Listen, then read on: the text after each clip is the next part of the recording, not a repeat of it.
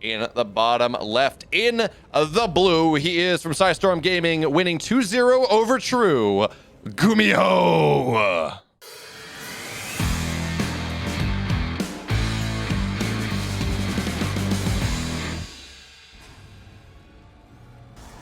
And in the upper right, in the red, one of the best performing Protoss of Katowice, he is, for the Guangdong Freaks, Trap.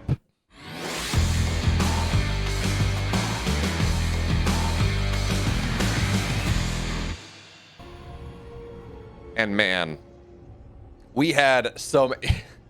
Trap, while he maybe overperformed, maybe underperformed, depending on who you talk to, I honestly did not think he was going to get out of Group C in Katowice. But regardless of how you feel about things, his series versus Hero Marine was incredible. You absolutely love to see it. So I'm excited to see what GUMIHO has in store. GUMIHO has an interesting TVP. I think it's standardized just a little bit.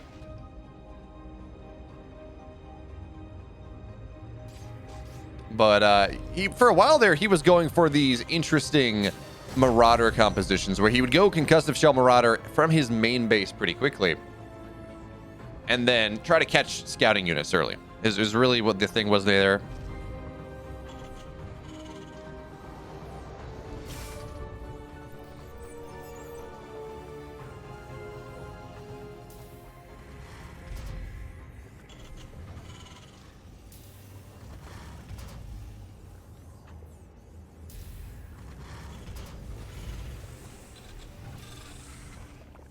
All right, there we go.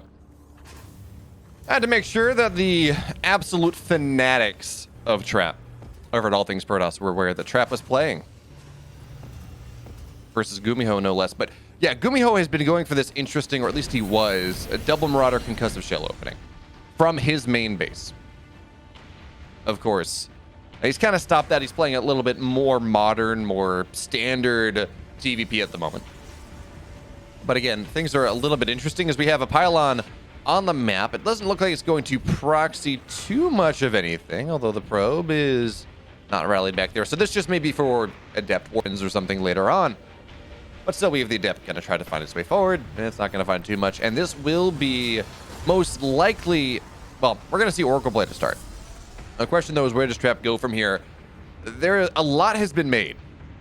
And I mean a lot has been made of this Oracle into Blink timing opening that we started to see Protoss players do more and more and more. And it's a pretty good response to a lot of the standard Terran openers, these 7-minute stim timings that were so successful for the majority of the year. However, unfortunately for every Protoss player in IEM Katowice, Vryoung said, okay, well, what if I cut corners? What if I go 6-minute stim? Delay my medevacs a little bit, but still have it be a 3-1-1. What if I do that, huh? How do you feel about that? And the answer was, of course, that the Protoss almost unilaterally died. As I love this Marine position here. Just run it across the map. Maybe you get the probe, maybe you don't. In this case, he doesn't, but now he knows exactly when the third base from Trap is going to go down, and ideally, he delayed it a little bit. So that is good information there for GUMIHO. We're going to see the first Oracle out on the map here. Oh, ew. Second Oracle out of the map. Third Oracle is on the way. And this is pretty cool. So we're going to see 2 Oracles into the main base, 3 Adepts in the natural.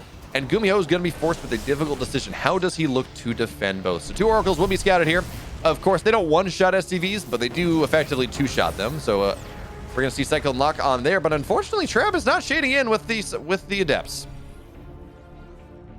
That's the goal there. You run 3 Adepts in, so you get 1-shot potential in the natural as the Oracles try to find value in the main base. But Trap's just a little bit slow on that one for now. Maybe he's going to do it for the second time. I don't know. But now tanks are going to be out.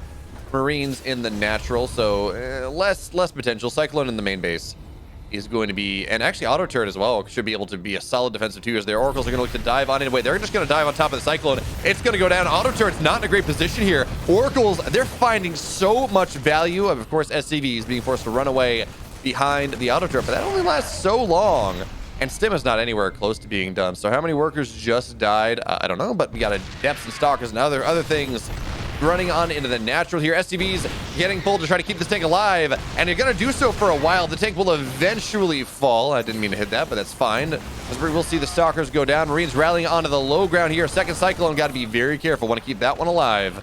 These Oracles, they're still scary. And now Oracles diving into the main base once again. Again, 3 Oracles, very little damage has been taken.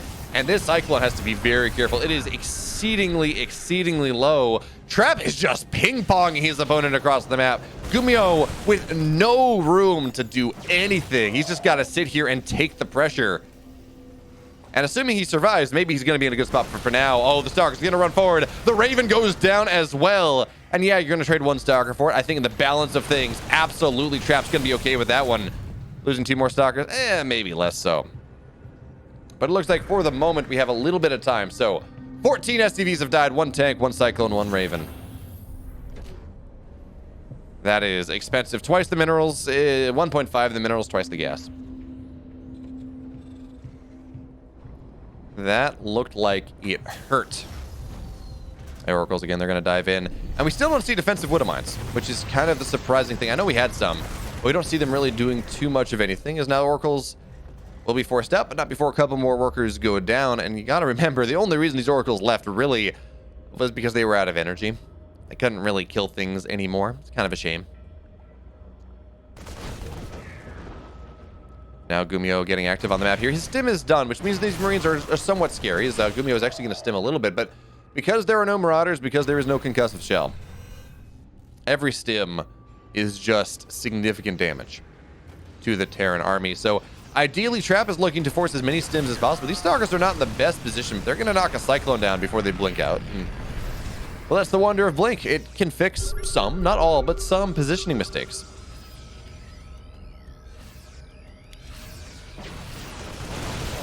Now Stark's looking to take this fight forward. Medevacs now can keep things alive just a little bit, but these are also combat shieldless Marines. So the Oracles are going to look to dive on in, but the rally is arriving, and 1 Oracle will fall. So some semblance of something taking shape for GUMIHO in this game, but he's got to get more. And Stalker's warping in on the other side of the map. GUMIHO saying, well, I got to find value. And Trap saying, well, okay, that's fine. That's fine. You got to find value. I'm going to find value too. I'm going to cut off your reinforcements. I'm going to find this tank. I think. Actually, the tank is not going to siege up because the siege tank is a dead tank. And again, he's going to force GUMIHO back home. And if the tank does fall anyway, Stalker's warping in behind the mineral line. As the bio returns, we're going to see a recall. 1 Stalker will pay the price. But again, value added. 21 SCVs have died. So I think like 7 in that last engagement. You don't want to look at resources lost. Trap is just looking on a whole another level. People have been slumping, or people have been talking about how Trap has been slumping. I've been one of them. Hell, Gemini has been one of them. But that is not the Trap that we see here today. Such a cool style we saw from him. Slow warp-ins, ping-ponging his opponent back and forth.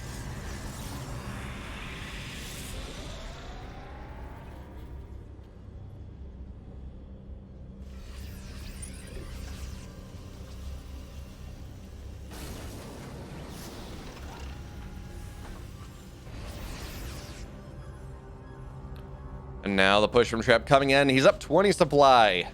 Almost all of that in army. Although he's got a worker lead too. And with Storm being done here, it's got to be a difficult fight indeed for GUMIHO to try to take. Now, there is no War Prism, so we're not going to see hot drops onto the base right now. I mean, there's a War Prism, not with the armies. The Zealots, they look to run on forward. The tanks, they're falling down immediately. But GUMIHO, he's looking for the engagement now, but you got to be very careful here, GUMIHO. Storms are going to land with tremendous aplomb. Stalkers, they blink on top of the last tank. Storms on top of the bio. And everything is dying. Everything is falling. GG, GUMIHO, says Trap. Takes game 1. In the upper right, in the blue, he's down 1. His tournament life on the line. His shot at making money off the tournament on the line as well. For Psystorm, GUMIHO.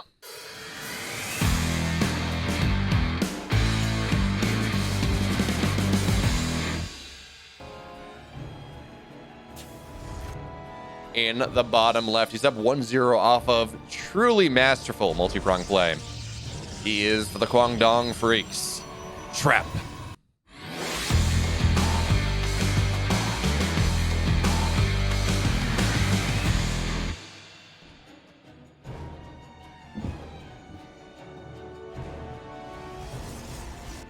And look at this one. We're going to see the evolved max packs.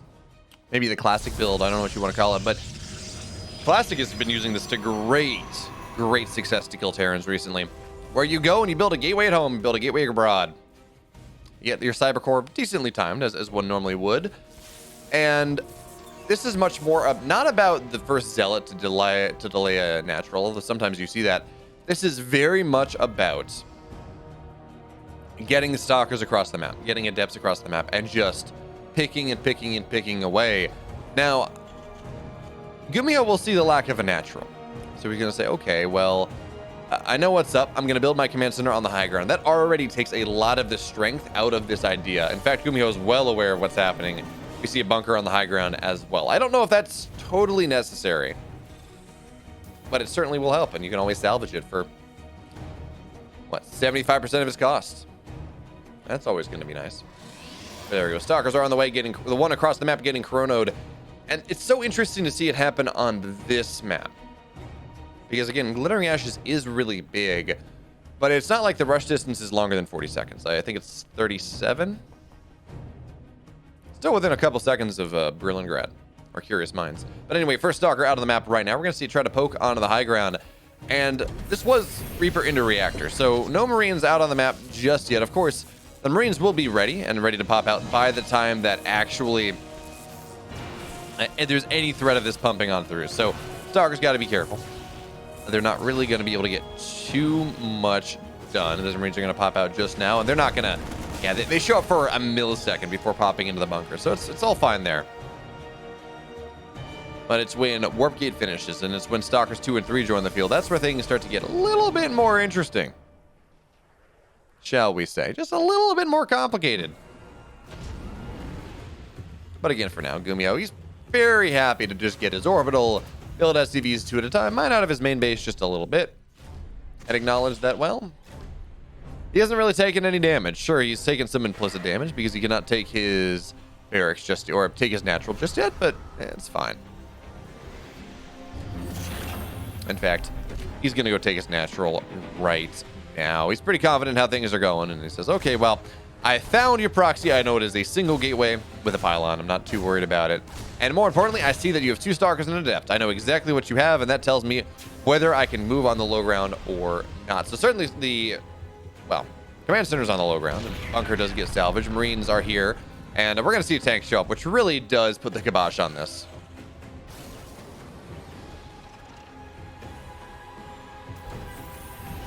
All right, so actually the Adept's going to show up on the high ground here. That does mean that this supply depot will be delayed slightly, but also dead Adept. I don't think that was worth it. Not really. And medevacs are already out on the map. Now, one downside, I guess, to what we do see GUMIHO going for here is the Reaper, again, trying to find value, unsuccessful in doing so. His stim is going to be very late. In fact, we see the tech lab going down to the barracks just now, a second, third barracks getting added. So we're not going to have early bio-aggression, but this is a solid defensive position for our Terran player, and realistically, that's kind of all he needs. He's weathered the aggression, the storm petering out from trap just a little bit.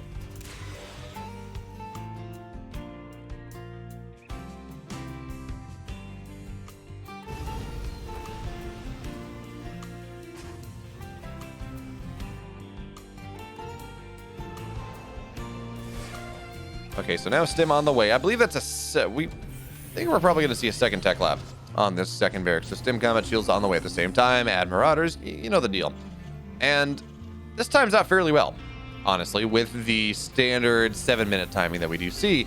And you got to remember, Trap is effectively -1 production structure from where he would normally be, because this gateway, the first thing GUMIHO does when he runs out of the map is depower this, prevent this from causing problems, kill the pylon, kill the gateway.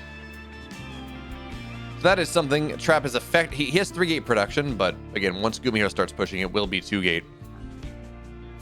But I do like this. As of course, his blink is done, charge on the way, Robo getting added as well.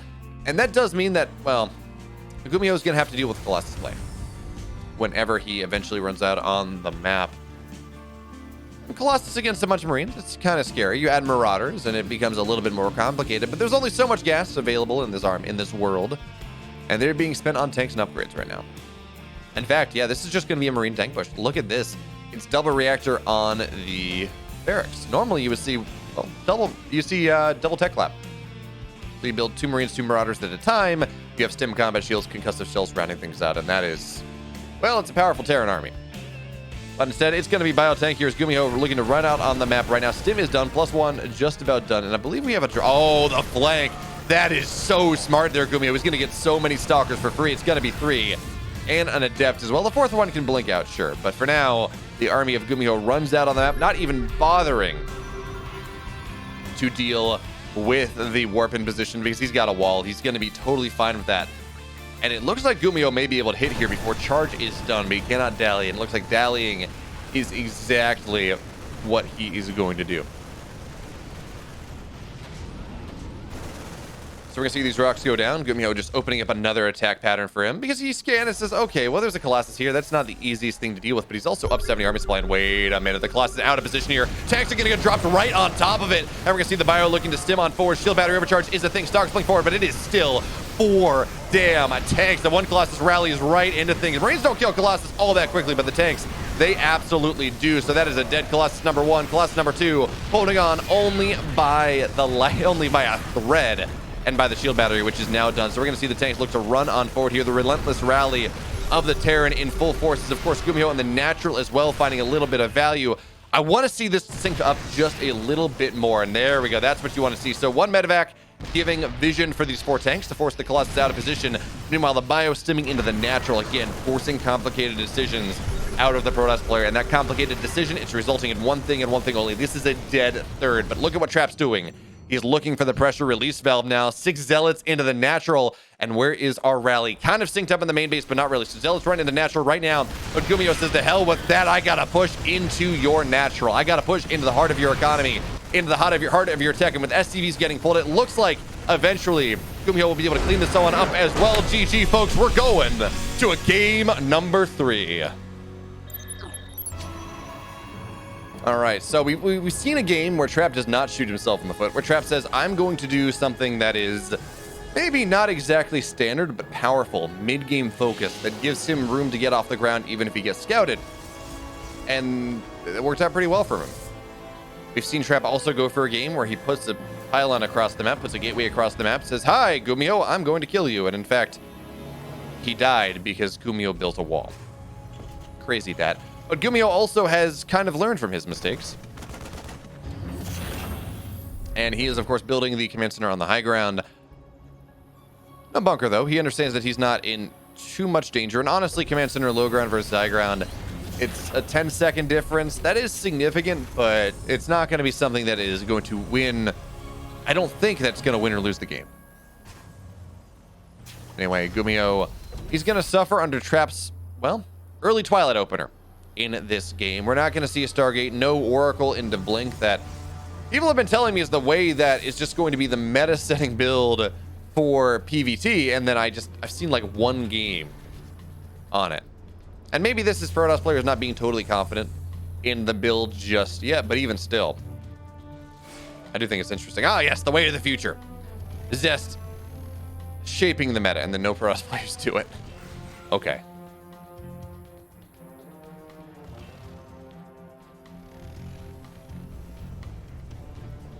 There's a blink on the way. 2nd gateway as well. The question is, how many gateways does Trap throw down? Is it 2? Is it 3? Is it 4? Or is it 1? Is it 2? Is it 3? Because technically he already had the 1 from earlier. Looks like this is just going to be 3 gate expand from the Kwangdong Protoss.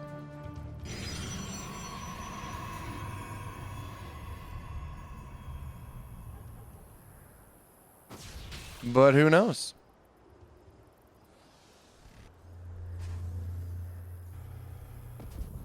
Anyway, this Adept's going to look to move in, but it doesn't have a shade. So actually, this Adept should go down. Yeah, Cyclone's going to be able to get the lock on. So Trap, again, 2 games in a row, throwing an Adept away that he realistically doesn't have to. And it's 1 Adept, but it's one of the only 2 units that he's lost this game. So significant value. It's about 100. It's 100 more minerals, 25 more gas. I'm not going to do the math on what percentage of things that is, but yeah, it's like 60%. you know, not exactly what you want, but also not that big of a deal either. Is trapped third base on the way. This was 3-8 expand. Stalkers running across the map right now, looking to harry and harass and put all manner of thorns in the Protoss side. But also, folks, look at this. It's a 2-1-1, third base on the way. This is the Ryung build. This is the build that knocked every single Protoss out of IE and Katowice. I guess Trap did lose to Dark, but and maybe Hirmarine didn't do this as much. But when we're talking about the group stage, when we're talking about the round of 36, this was the Slayer of Protoss. And we're going to have to see how well it works to get here against a somewhat macro build. So Stim, actually, I'm sorry, this is even earlier. This is 5-minute Stim, 6-minute combat shields. So this is even earlier. This is a interesting evolution of this build. Hellions look to dive in. They're not going to get too much done, but they're just scouting. They say, okay, what time is this third base done? And what time does GUMIHO want to run across the map? Because while Stim is done early, one of the conceits is that your starport is delayed.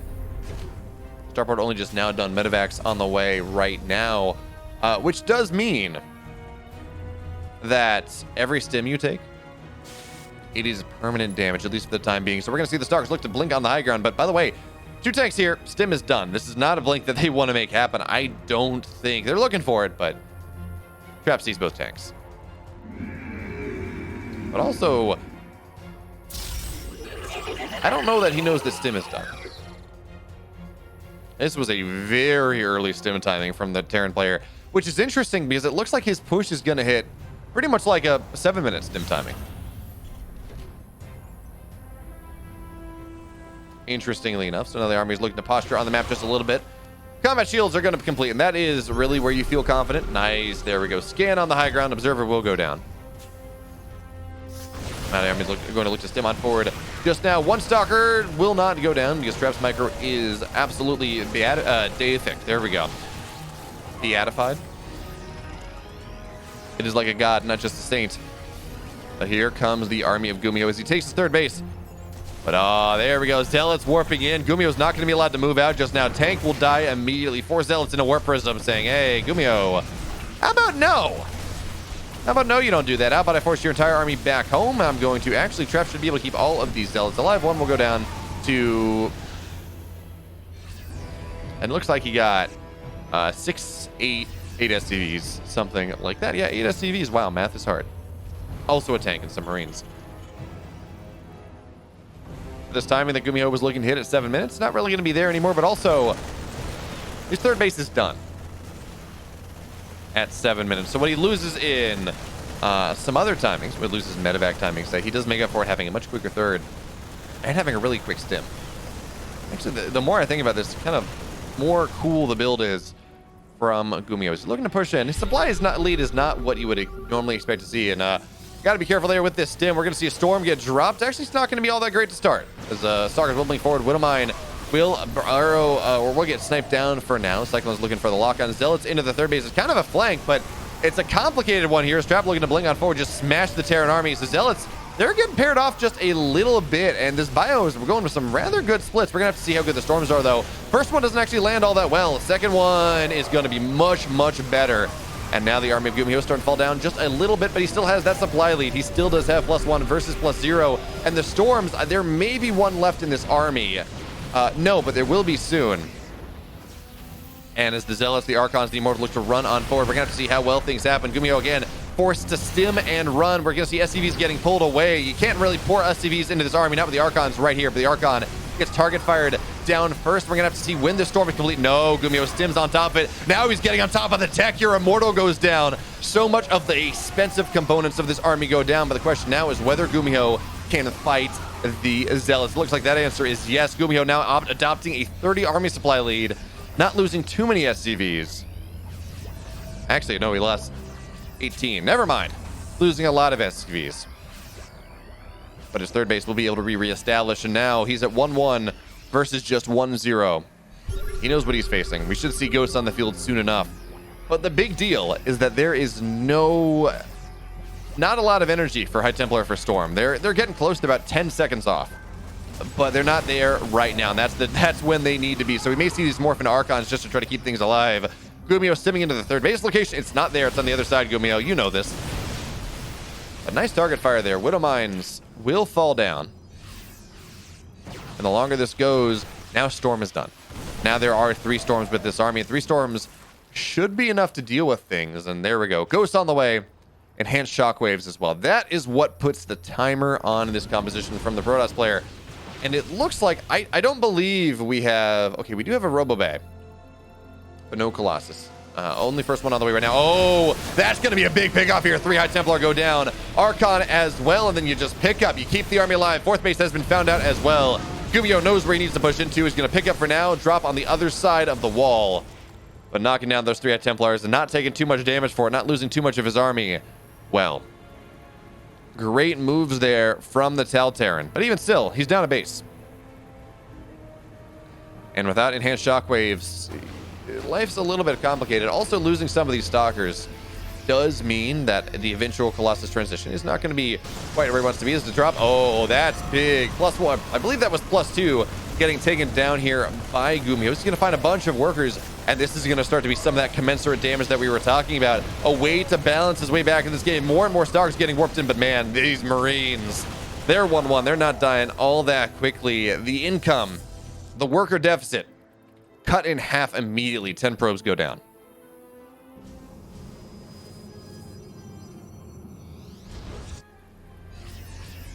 Now the army of GUMIHO looking to run across the map. Again, the army supply lead, not really there. Stalkers playing forward. Medevac will go down. But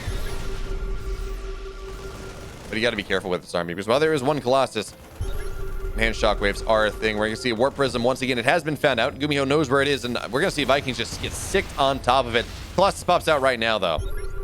That is a problem because, oh, we got a flank coming in from both sides. But actually, the first storm's not going to land at all. So GUMIHO looking to stim in. Second storm doesn't really land either, but I think it got the ghost. Warp Prism goes down. And now GUMIHO looking to micro backwards here. Nothing really to deal with the Colossus now. Oh, here we go. Trap stims forward. That is it. GG. Trap. He takes the series 2-1.